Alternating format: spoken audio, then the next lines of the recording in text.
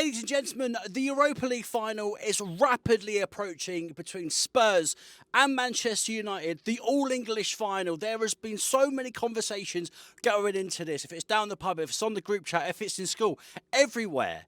The neutrals don't know where to sit. I imagine Spurs and Manchester United fans don't know where to sit with them both stinking out the Premier League this season. If it was more competitive, they probably would have gone down. I'm pleased to say, joining me now ahead of the final is FUTV presenter and Manchester United season ticket holder, Adam Stott. I mean, Adam, we've been mates for a good couple of years, mate, and, you know, there's been some toxic times at Manchester United, and, I mean, it is really, really bottom of the barrel stuff now.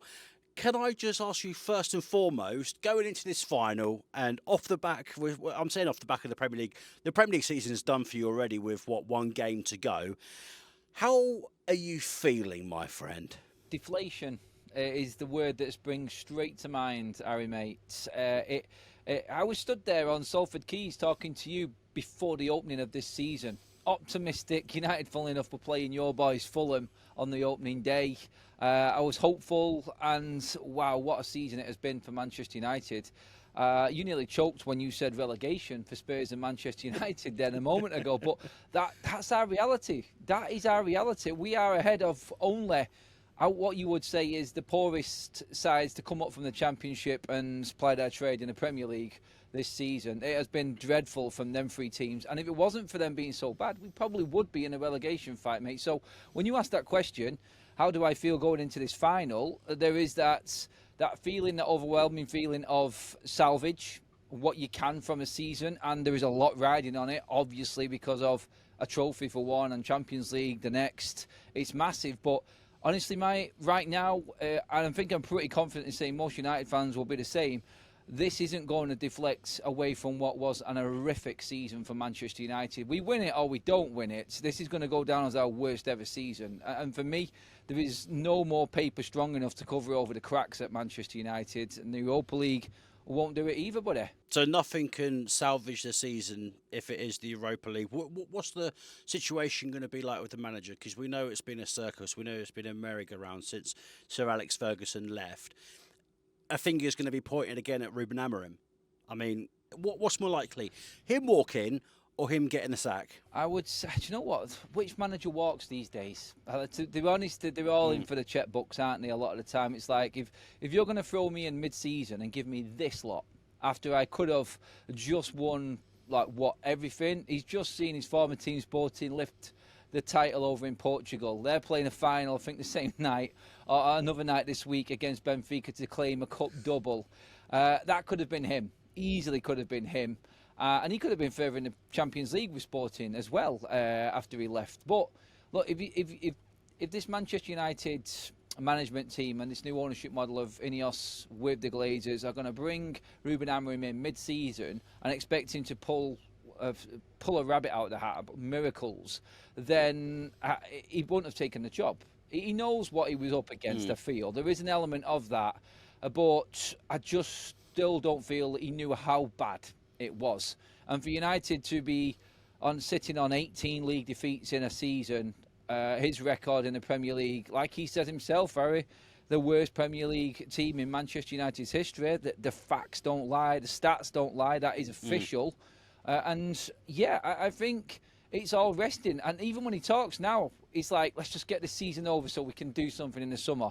It's going to be a massive summer for United. And I think most United fans are looking at tomorrow night's Europa League, mate, as more of this helping that rather than lifting a trophy, if you get what I mean. Are you going to be finding it hard to celebrate? I mean, you've had, countless finals over the years, and I know everything that's going on with the club. If you obviously win 5-0, is it still going to be like bittersweet, a sour taste in your mouth? Is it still going to be the same ecstasy as it normally is when Manchester United are on top form and scoring, goals, if it's in domestics, if it's in Europe, it's in the Premier League? Is it still going to have that factor to it, or does everything that's going on in the league position sort of, make it feel a bit stale?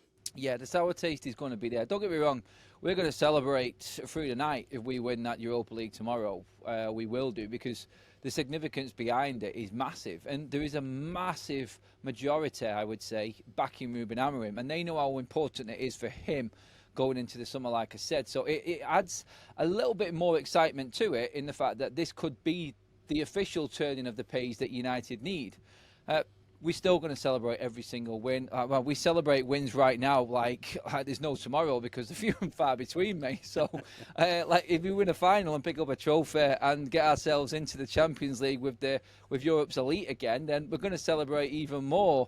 And the fact that it is Spurs as well, yes, we will throw it back at them. We will be in their faces, just like they would with us if they beat us in the final tomorrow night. But I think the day after, the reality hits home again, and it's like, right, let's not forget, we're going into the last game of the season at home against Aston Villa, with Marcus Rashford sat in the stands watching his parent club, who's paying him his wages pretty much, fight up against the team that he's loaned out to, that are fighting for the Champions League places outright through the Premier League, which we will probably lose. And that will then just like hit home and go, well, actually, you know what?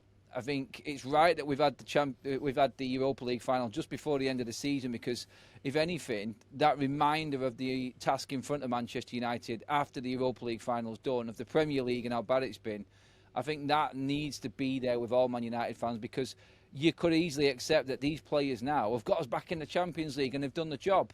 No one's having that at Man United, mate. They've got away with it big time if they win that final tomorrow. Adam, put your tactical head on quickly. What's the only way that Manchester United can beat Spurs in the Europa League final? Score first. Score first, mate. We haven't scored first against them. Is that not treacherous, though? Is that not treacherous? Not with United. That's an old cliche in football. You're scoring first, and then obviously it gives you an avenue to open up and then get complacent, and then all of a sudden they've shipped too. The fourth game we've played against them this season, Harry. The previous three we've lost, and they scored the first goal in every single one of them. United just don't have the capabilities of playing against a team like Spurs, who've got a quick counter-attack, if they go behind. Spurs will pick us off because we are very slow. If we go in front, then we can definitely play a sitting back and holding role, which we do well against good teams. And I think Spurs will come on to us if we go in front, which will play into our hands, and that's when we're dangerous. It's the easiest way to play against Manchester United is give us the ball. And we will make a mistake, and you will score off it. That's where United's come unstuck. We haven't got the capabilities or the qualities in our team to control a game of football anymore. But United have to score first in this game. If we get through the first half an hour, we're in front or we're level, I'd be confident. But this game can fly away from United very, very quickly. And we've seen this team completely capitulate. Not on the European stage, but funnily enough, the last game of the season, having gone a full European campaign unbeaten, is against a Premier League team who we cannot play against. Harry, we're off the back of 8 straight games without a win in the Premier League. Yeah, I mean, it's embarrassing, and you never expect those words to be in a sentence when you're referring to a club like Manchester United. Just one last one, Adam. Club captain, I know how revered he is in the Manchester United faithful, and also us neutrals as well. That's Bruno Fernandes. Do you really think that he is going to be captain next season? And I mean, I say that, I'm not saying that he's going to get stripped of the captaincy. Do you actually think he's going to be at the football club next season?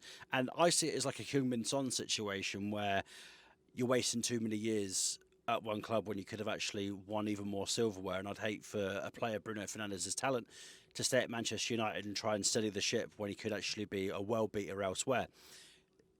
Is the writing on the wall? Do you think that Manchester United might cash in and maybe even him handing in a transfer request? This is a really difficult one, because you've just mentioned there, like, there is no loyalty in football, but Bruno Fernandes, I think, has been loyal.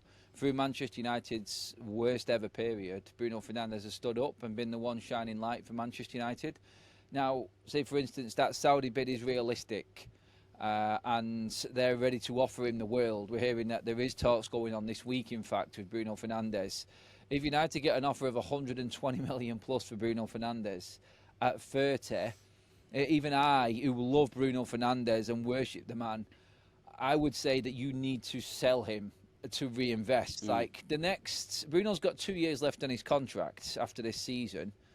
So why would you not take that money, knowing that past them 2 years, you're never going to get that offer again, and you could really use that money to change the club and the face of the club right now. Bruno could be a hero off the pitch and a hero on the pitch if he goes for that money, because he could help Manchester United not only get into the Champions League this season by winning the Europa League, but get that fee for Manchester United that's going to help rebuild. Now, a lot of United fans will just say, no, not doing that. That's just covering up the mistakes of the football club. Well, I'm sorry, reality kicks in hard here, and Manchester United have to deal with what we're looking at right now. And if there is a bit of that price for a 30-year-old at your club, then you have to look towards the future, I'm afraid. I don't see it happening personally. And I think, sorry to interrupt. Yeah, don't see it happening personally, but I mean, someone like Sir Jim Ratcliffe, hearing the sum of £120 million, will probably be licking his lips and will accept that as soon as possible, knowing that his standards and where he sits in sort of his financial loyalties to that football club. 100%, mate. 100%. I mean, it's money. Money talks. And United, we're in millions of debt. And if you want to invest in your team and bring in the right players in different areas, can we find a Bruno Fernandes? No. Can we invest 120 million into finding 3 or 4 players that can help United play like Bruno Fernandes was and get his numbers? Yes, we can.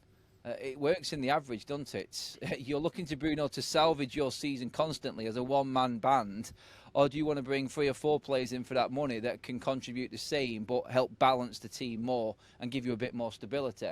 That's the question, and I think that's common sense tells you can't turn that money down.